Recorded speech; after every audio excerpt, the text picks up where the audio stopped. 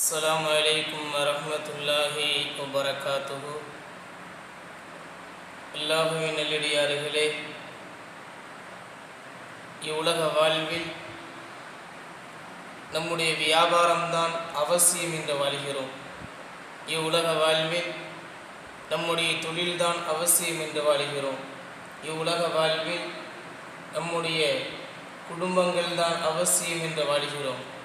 இவ்வுலக வாழ்வில் தன்னுடைய இடத்தில் இருக்கக்கூடிய அந்த கைபேசி, அந்த செல்போன், இதுதான் தன்னுடைய வாழ்க்கைக்கு அவசியம் என்று வாழ்கிறோம். அதிலே நாம் என்ன செய்கிறோம்? தேவையில்லாத படங்களை பார்க்கிறோம், தேவையில்லாத தீமையான விஷயங்களை பார்க்கிறோம், தேவையில்லாத விஷயங்களை அதில் நாம் கையாண்டு கொண்டு வருகிறோம். கண்ணியத்திற்குரிய மோமின்களே, இவைகளெல்லாம் நம்முடைய வியாபாரம், நம்முடைய தொழில், நம்முடைய மனைவி மக்கள், இவைகளெல்லாம் இந்த உலகத்தோடு அழியக்கூடியது. இவைகளை அவசியம் என்று கருதக்கூடிய நாம், அந்த அல்லாஹ் நமக்கு எதை அவசியமாக்கினான்? நம்மை படைத்த அந்த ரப்பு நமக்கு எதை அவசியமாக்கினான்? நமக்குடைய வாழ்க்கையில் வியாபாரத்தை கொடுத்த அந்த ரப்பு நமக்கு எதை அவசியமாக்கியிருக்கிறான்? நமக்கு இந்த உலகத்தில் வாழும் பொழுது தொழிலை தந்த அந்த ரப்பு எதை நமக்கு அவசியமாக்குகிறான்? நமக்கு அல்லாஹ் கொடுத்த அந்த மனைவி மக்கள் கொடுத்த அந்த ரப்பு எதை நமக்கு அவசியம் என்று சொல்கிறான்? நமக்கு உலகில் எத்தனையோ அருட்கொடைகளை ரப்பு நமக்கு தந்திருக்கிறான்.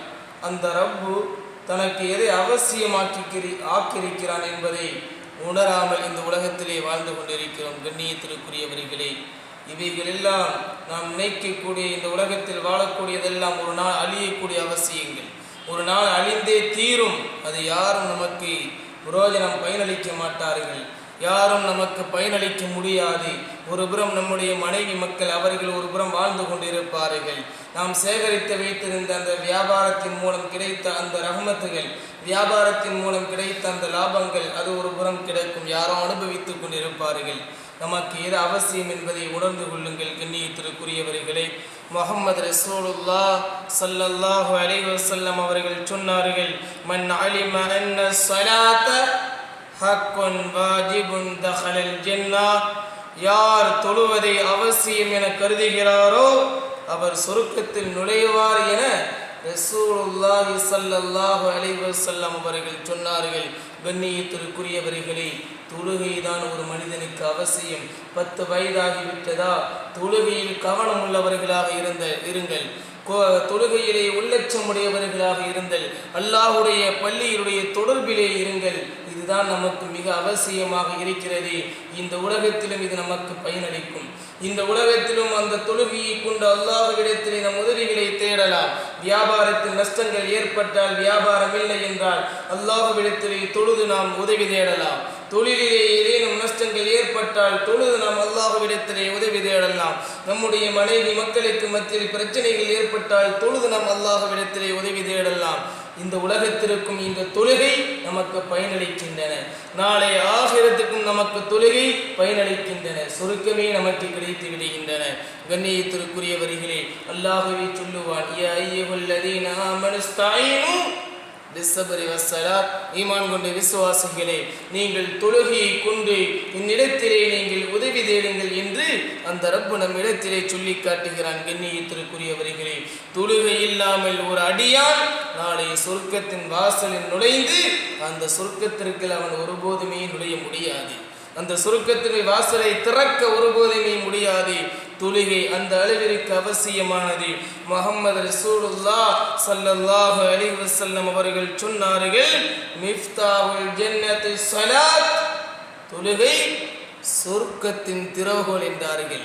நம்முடைய வீடு பூட்டப்பட்டிருந்தால் சாவி முக்கியம், சாவி அவசியம். சாவி இருந்தால்தான் நம்முடைய வீட்டை திறக்க முடியும். இல்லையா? உண்மையா இல்லையா? சொல்லுங்கள், உண்மைதானே? அது போன்றுதான் நாளை சொருக்கம் பூட்டப்பட்டிருக்கும் ஒவ்வொரு அடியார்களுக்கும். அந்த சொருக்கம் திறக்க வேண்டுமா? நம்முடைய தொழுகையின் மூலம்தான் திறந்து செல்ல முடியும். இல்லை என்றால் ஒருபோதும் சொருக்கத்தில் நுழையவே முடியாது. கண்ணியத்திற்குரியவர்களே, அன்பிற்குரியவர்களே, முதலில் கேள்வி அல்லாஹ்விடத்திலே கேட்கக்கூடிய கேள்வி எதுவென்று தெரியுமா? நீ வியாபாரம் செய்தாய் என்பதா? நீ தொழில் செய்தாய் என்பதா? உன்னுடைய மனைவி மக்களுக்கு நீ அதிகமான பணத்தை கொட்டி இறக்கினா என்பதா? நீ அதிகமான நகைகளை வாங்கி கொடுத்தா என்பதா? நீ அதிகமான சொத்துக்களை அவர்களுக்கு சேகரித்தாய் வைத்தாய் என்பதா? நல்ல பிரம்மாண்டமான வீட்டை கட்டி அலங்கரித்து அவர்களுக்கு கொடுத்தா என்பதா? அல்லாஹ் நாளை ஆகிரத்திலே அல்லாஹுடைய சன்னிதானத்திலே அதுவான இடத்திலே முதல் கேள்வி இல்லை. முஹம்மது ரசூலுல்லாஹ் ஸல்லல்லாஹு அலைஹி வஸல்லம் அவர்கள் சொன்னார்கள், அவ்வளு மா யுஹாஸபு பிஹில் அப்து யௌமல் கியாமத்தி ஸலாத வ இன் ஸலஹத் ஸலஹ ஸாயிரு இல்மிஹி வ இன் ஃபஸதத் ஃபஸத ஸாயிரு அமலிஹி. முஹம்மது ரசூலுல்லாஹ் ஸல்லல்லாஹு அலைஹி வஸல்லம் அவர்கள் சொன்னார்கள், கியாமத் நாளில் அனைத்துக்கும் முன்னதாக தொழுகையை பற்றி தான் கேள்வி கேட்கப்படும்.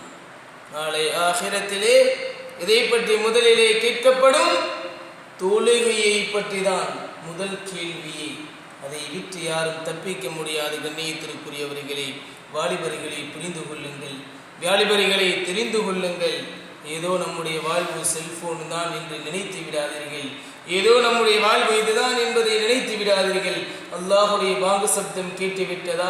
நீங்கள் எத்தனை 3 நபர்கள் 4 நபர்கள் குழுக்களாக அமர்ந்தாலும் அல்லாஹுவின் சப்தம் கேட்டுவிட்டது, நாம் அல்லாஹுடைய பள்ளிக்கு சென்று தொழுது வருவோம் என்று சொல்கின்றானே ஒரு உண்மையான அடியான், வாருங்கள் என்று அழைத்து வருகிறானே, அவன்தான் உண்மையாக அல்லாஹுக்கு பயந்தவன், தொழுகை நிறைவேற்றக்கூடியவன். கண்ணியத்திற்குரியவர்களே, அப்படிப்பட்ட உண்மை முஃமின்களாக, தொழுகையின் அவசியத்தை புரிந்தவர்களாக, இந்த உலகத்திலும் பயனளிக்கிறது, நாளை ஆகிரத்திலும் சுருக்கத்தை குடிக்கிறது இதுதான் தொழுகைதான் என்று அறிந்தவர்களாக, நாளை அல்லாஹ்விடத்திலே முதல் கேள்வி தொழுகையை பற்றி தான் என்ற ஞாபகத்தோடு வாழக்கூடியவர்களாக, நாளை சுருக்கத்தின் திறவுகோல் அந்த தொழுகைதான். அப்படிப்பட்ட தொழுகை அனைத்து முஃமின்களும் விடாமல் தொழக்கூடிய பாக்கியத்தை அல்லாஹ் எனக்கும் உங்களுக்கும் தந்தல் புரிவானாக.